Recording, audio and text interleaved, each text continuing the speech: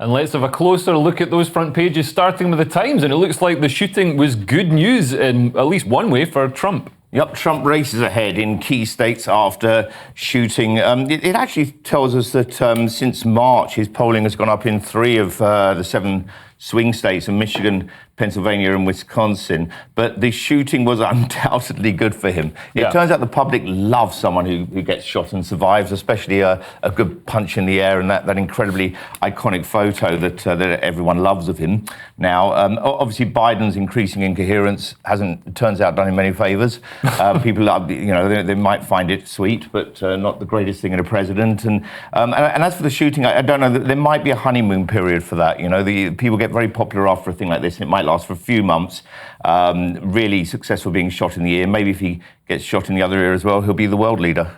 Yeah, well, I mean, I'm sure there will be other attempts as things get more febrile before the election. But Biden is really rocked. Senior Democrats off record have said that they've basically almost given up. Donors have pulled out of backing Biden. They're already pulling out. Before I think $90 million was withdrawn. I mean, Biden's really going to have to do something radical, like release a sex tape. Yeah, he's also going to have to get nearly assassinated and get both ears shot at. I don't know. He's going to have to do something very special. To be honest, I think if you shot his ear, he probably would fall down dead. So that would work. Or just a gust of wind would probably take him down. Probably shouldn't joke about that in Go for the nose. Go for the nose. It's a great. I mean, it was a horrible thing. I was on air when it happened. It was a horrible moment. Obviously, I love Trump, but now it's a massive turnaround.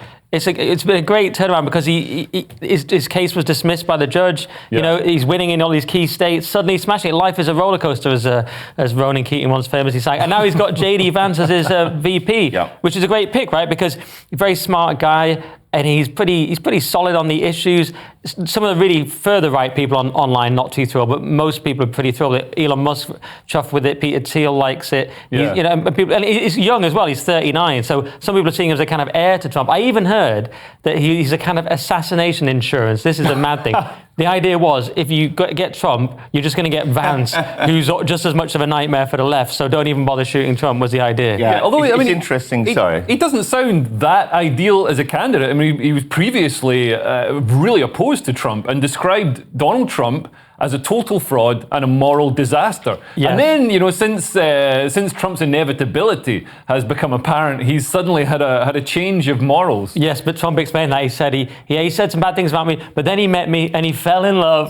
so there you go. That's what happened. That is so Trump, isn't it? He was never Trump. Now he's always Trump. He was calling Trump Hitler, but also he is a bit extreme, and he's into replacement theories and other strange ideas as well. The Guardian describes him as... Is it a particularly strange idea? I mean, we've seen hundreds, thousands of migrants flooding across the southern border. Is that Jews are behind it? Yeah, but I think people add that onto the theory to discredit it. It's like you can discredit anything. Really? Because that's what I heard.